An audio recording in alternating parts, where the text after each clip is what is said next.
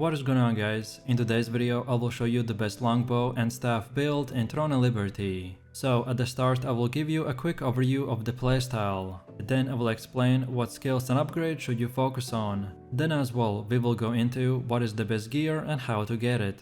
And then finally we will take a look at the weapon masteries, stats, your skill rotations, and even what guardian should you use, so we would be able to get the highest damage possible and much more.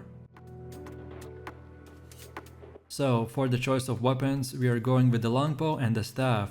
This setup is a glass cannon that deals huge amount of damage from a long range by maximizing our specific passives and items. You will need to manage your cooldowns effectively, but if you follow the instructions, then you will be nuking everyone that stands in our way. So let's take a look at our setup, and first of all we have our skills. And for the defensive skill we have the Overtaker, while for active skills I've chosen to go with the Serial Fire Bombs, Judgment Lightning, Ice Spear, Infernal Meteor, Nature's Blessing, Inner Peace, Zephyr Snack, Strafing, Deadly Marker, Ensnaring Arrow, Decisive Sniping, and the High Focus. And as you can see from the gameplay, I don't have all of these same skill icons on my bar. It is because the skill icons will change depending on our specialization setup. So the Serial Fire Bombs will turn into the Focus Fire Bombs. Then the Ice Spear will turn into the Ice Spear Bombardment. An Infernal Meteor will turn into the Hellfire Rain. And then for passive skills, we get the Rapid Fire Stance, Steady Aim, Sniper's Sense, Aestheticism, Mana Amp, Flame Condensation, Forbidden Sanctuary, and the Rock Seas overhead. Next we have skill specialization, and for the Serial Fire Bombs, we get the Focused Fire Bombs, Mobility and Projectile Speed increase. Then for Ice Spear, select the Ice Spear Bombardment and the damage increase. Then for Nature's Blessing, get the Whirlpool attribute. Then for Zephyr Snack, get the damage increase and cooldown. Then for Deadly Marker, get the Bullseye. Then for Decisive Sniping, get everything besides the Divisive Bombardment. Then for Judgment Lightning, don't select anything. Then for Infernal Meteor, get the Hellfire Rain and cooldown. Then for Inner Peace, again don't select anything. Then for Strafing, get the Gale and consecutive use. Then for Ensnaring Arrow, get a hit chance. And finally for the High Focus, get the base damage boost. Next we have the Weapon Mastery, and this is how it should look like for the longbow. So get the middle first and then the entire bottom row. And then again, this is how it should look like for the staff. So pretty much the same thing, just get a middle and then the bottom row. Next let's take a look at the gear, and all of this you can easily farm yourself. If you're looking for a farming build that uses the green gear, then check out my leveling guides that are already up on the channel. So we are using the Carnix Nether Bow with hit chance, heavy attack chance and critical hit. Also, all of this gear should be at level 9, and you can get this items crafting recipe from Paola's Dimension Chest or from the Dead Abyss dungeon. Next we have Tobluk Shattering Quarterstaff with heavy attack chance, critical hit chance and hit chance. You can get it from the Paola's Dimension Chest or from the Tyrant's Isle dungeon. Next we have the Feathered Jackskin Mask with ranged evasion, magic evasion and max health. You can get it from the Roaring Temple or the Cursed Wasteland dungeon. Next we have the Supreme Devotion Cloak with mana regen, skill damage resistance and debuff duration. You can get it from the Cave of Destruction. Next we have the Swirling Essence Robe with the buff duration, mana regen and melee evasion. You can get it from bunch of chests like the Tax Delivery or the Kertaki's Armor chest, or by defeating the Queen Belander. Next we have the Gloom Guard Gauntlets with added attack speed, mana regen and melee evasion.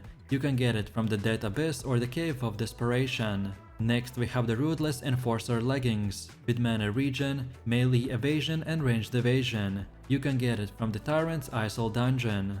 Next we have the Soul Mirror's Boots with movement speed, ranged evasion and magic evasion. You can get it from the Cursed Wasteland dungeon. Next we have the Ecliptic Pendant with skill damage boost, buff duration and mana regen. You can get it from the Butcher's Canyon. Next up we have the Ancient Sorrow Doma Bracers with skill damage resistance, mana regen and debuff duration. You can get it from the Tyrant's Isle and bunch of armor chests. Next we have the Violent Signet with buff duration, skill damage boost and max health. You can get it from the Cursed Wasteland. Next we have the Sapphire Dimensional Band with buff duration, skill damage boost and max health. You can only get it from the Purple Armor chest. And finally we have the Belt of the Midnight Hunt with skill damage resistance, mana regen, and debuff duration. You can get it by defeating the evil eyes. Next up we have the attributes, and depending on your gear you should adjust them accordingly. So first off, our first goal is to reach 50 strength. This will give us extra 100 heavy attack chance, and as we are stacking as much heavy attack as possible, so this will increase our damage dramatically. Then next, for our second goal, we want to reach 40 perception, or that extra 5% buff duration, which is very important for extending our high focus skill. And then finally, our third goal is to spend our leftover points into dexterity. For this build, we aim to get 40 dexterity, but in the near future, when the new content comes out, we will build it even up to 60. Next we have our Guardian choice, and these creatures are special transformations that add offensive or defensive buffs to your character for 30 seconds. And for this build there are two best choices. So first is the Shade Remnant Steno, because he shoots projectiles against all enemies around you. These projectiles that hit enemies will proc a bunch of different effects from our skills, but unfortunately this means that you will need to get up close to the boss, as the projectiles have a max range. Or then for the second choice we have the Lady Knight Camarcia. She's a great guardian if you constantly find yourself running out of mana, especially at the times when the boss is about to die. So usually at that time we would just activate her, and this way we won't have to use our mana sustain combo, which I will explain in just a second.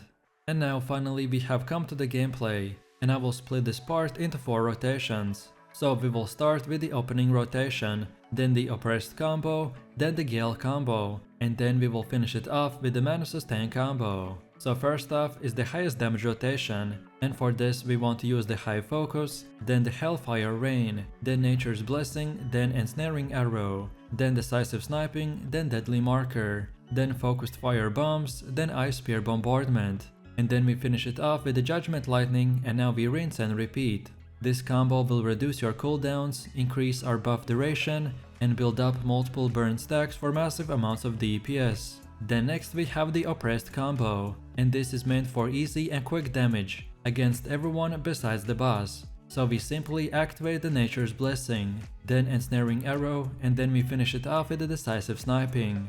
This combo will boost up our cast time, so then you can do big damage with the rest of the skills. Then next up we have the Gale combo, and this time we use the Deadly Marker, then activate the Strafing twice, then Zephyr's Knock, then Strafing one more time, and then we finish it off with the Zephyr's Knock. This combo is meant to build up the Gale stacks, and then apply big damage to up to 10 targets. And then finally we have the Mana Sustain. If you ever run into mana issues, then this is for you. So you simply just use the Nature's Blessing and then the Inner Peace. Because of how these two skills work, using the Inner Peace right after the Nature's Blessing will significantly boost your mana regen, which will usually give you a full mana by the end of the cast. And now finally, for my few last tips, I recommend for you to try not to move around too much, so that a rapid fire stance and the aestheticism will give us the highest damage possible. Then as well, in the main rotation, make sure that you use the Focus Fire Bombs and the Hellfire Rain as much as possible, so we would keep building our burn stacks. And lastly, feel free to use your Gale combo when nothing else is up, and that's about it. So if you enjoyed this video, click like, subscribe and comment. And if you are interested in more content, then check out my channel, and I will see you in the next one. So take it easy, peace.